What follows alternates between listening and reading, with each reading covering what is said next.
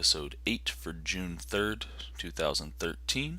My name is Jordan Rader, and we have a little bit of a different look this week again. Andrew's power went out, and his power's been out pretty much all day, so he's not going to be able to join me this week. That's okay, he'll be back next week for all the fun and rambling that goes on here. This week I want to talk about Final Fantasy XIV: A Realm Reborn. They just released recently, I think the past week or so, 2 weeks maybe, they just released the release date, which is August 27th of this year. Very excited about that. And I just want to sort of give you guys a rundown on what you can look forward to, what you can, the pricing model, that type of thing. So let's just jump right into it here. The game is going to retail for $30 on the PC and for $40 on the PlayStation. If you want to play on both systems, you do have to buy 2 copies, which is kind of annoying. But other than that, really good pricing model in my opinion. I think it'll help the re-release quite a bit. And then if you pre-order, you get early access. They haven't stated how much early access that is. But probably if it releases on a Tuesday, you can expect to be in by at least the Friday before. That would be my guess. Possibly even earlier if they deem that worthy. And you also get 2 in-game bonus items. You get a pet, which is a little Kate Sith doll, similar to the cat that rode the doll in Final Fantasy VII. And you get a Moogle beanie cap complete with ears and a little pom-pom. So that's what you get for pre-ordering. Now, there are 2 pricing models for the collector's edition. There's the digital collector's edition and the physical copy collector's edition. Now, if you want the physical copy, it's going to cost you another $40, and you get all the physical items and all the in-game items. If you just want the digital stuff, it's going to cost you another $20. And that's only for the PC. I don't think there's a digital edition for the PlayStation. I didn't see anything about that.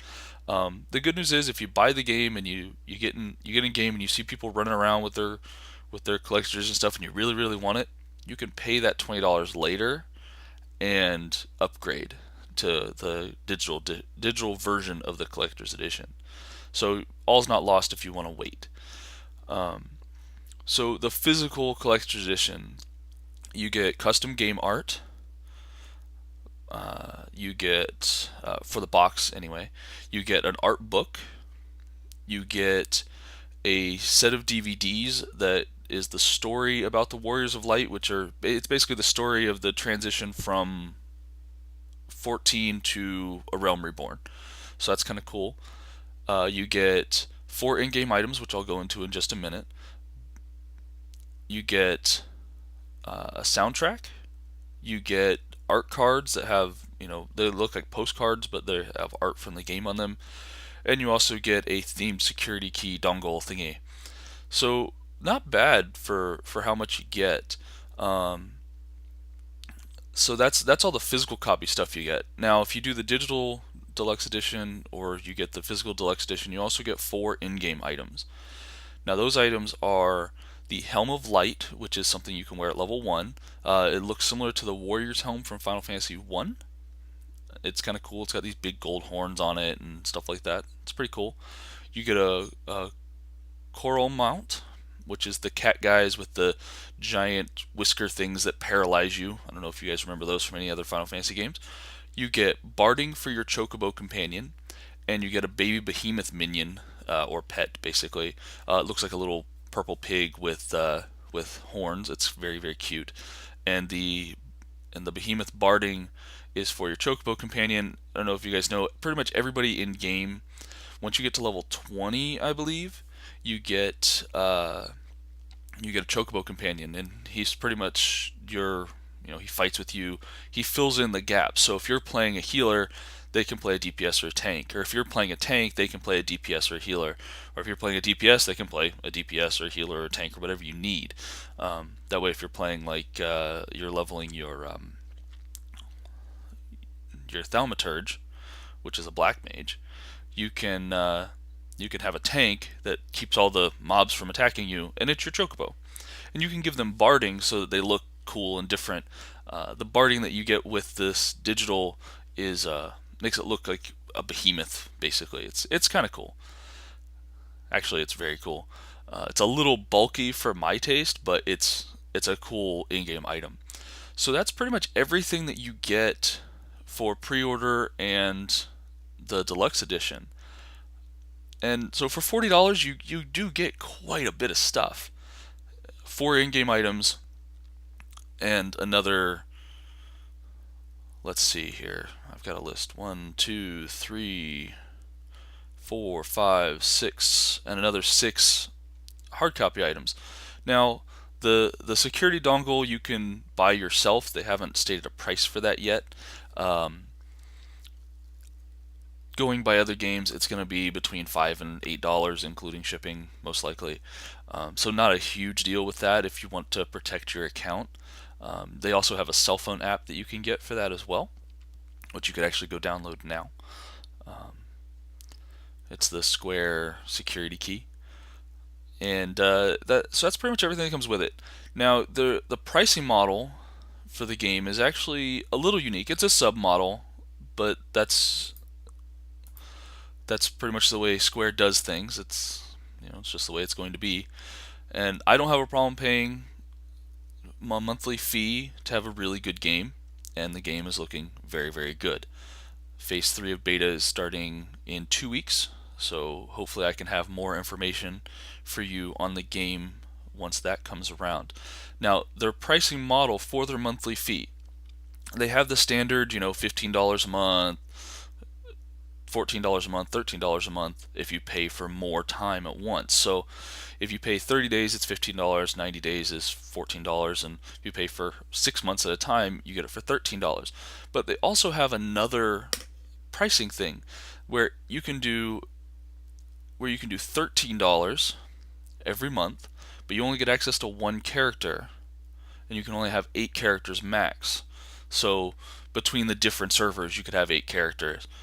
And that's kind of a unique option because Final Fantasy is one of the only games where you only need one character. I mean, yeah, if you want to have different races and you want to try, then yeah, you need more character slots. But if you can do everything in the game on one character. You can do every job, you can do every craft, you can do every class, you can do all the content in the entire game with one character. So you don't need oh well, here's my priest, here's my warrior, here's my mage, you don't need that. You have one character and they can change jobs for whatever role or whatever you feel like leveling that day. If you just want to go fish, hell, throw on your fishing pole, go to the watering hole, go fish. You don't have to worry about, well, I picked up this gathering profession with this character, so now I can't pick up this gathering. You don't have to worry about that. You just switch. If you want to go out and collect your mining materials, throw on your pickaxe. If you want to go out and collect your harvesting materials, throw on your axe. If you want to go out and fish, throw on your fishing pole. You're not restricted in that regard. So you don't need more than one character. So I really, really like this option of $13 for one character instead of $15 for 8 characters and 40 characters across all servers. Don't really care about that so much. So that's the pricing model that we're looking at right now. Of course, it's subject to change, and you never know. I mean, the game's not coming out for another almost 3 months at this point, and so any number of things can change in that time, including the pricing on stuff, all that type of stuff. But all in all, it looks really good. The in-game items look really good. The game itself is shaping up really, really good. They've opened it up so they lifted the NDA on Gridania, and I've played in Gridania. Gridania is a cool area. It's all in the forest. The storyline there is very good. I'm not going to give anything away because I don't want to give away spoilers. But combat is really smooth and clean. I mean, it's not anything revolutionary. It's tab target. It's stand there for your cast times. It's not action combat by any means at all. but I think that the real joy of the combat system doesn't come from soloing. And I think active combat in most games is because you're soloing. You need something that keeps you entertained while you're out there grinding 500 rabbits or whatever. You know, with Final Fantasy, the focus is on party play. So you get all these interesting dynamics when you're in a party.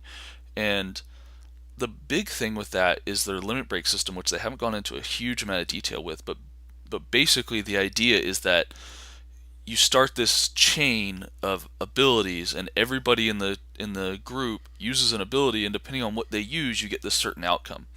You get a meteor that comes down and smashes the boss or whatever. So it's similar to their weapon skills that they had in Final Fantasy XI, and I loved that system. I used to piss off black mages all the time on my samurai. But that system was really cool, and the whole system lends itself to this sort of concept of strategic and party communication. Strategic gameplay and party communication. So all of that stuff is very interesting, and that sort of dynamic between your party makeup is going to be very cool. And they talked a little bit about the different classes. So like the Dragoon gets a damage bonus when they're attacking from behind or on the side of their target. The Monk, which is actually kind of a cool concept because they're all focused on combos and stuff like that. If you use your abilities in succession and you use them in the correct combination, you start to attack faster. And the longer you keep up that chain, the faster you attack. So your damage can go through the roof if you can maintain your chain. So just different types of skilled gameplay within the classes themselves, which is all very, very cool. So that's pretty much everything I want to talk about today. Again, Andrew will be back next week, and we are still doing viewer questions. So if you have any questions, comments, anything like that, feel free to let us know about them in all the information we'll be following here in just a second. Thank you guys, and have a nice day. Hello everyone, thank you again for watching, and if you would like to follow us on your favorite social media site, we are on Facebook at facebook.com/gaminggold88, on YouTube at youtube.com/gaminggold88, and Twitter, mine is at Jordan Raider, and Andrew's is at Charles Goldwing. Thank you guys again, have a nice day.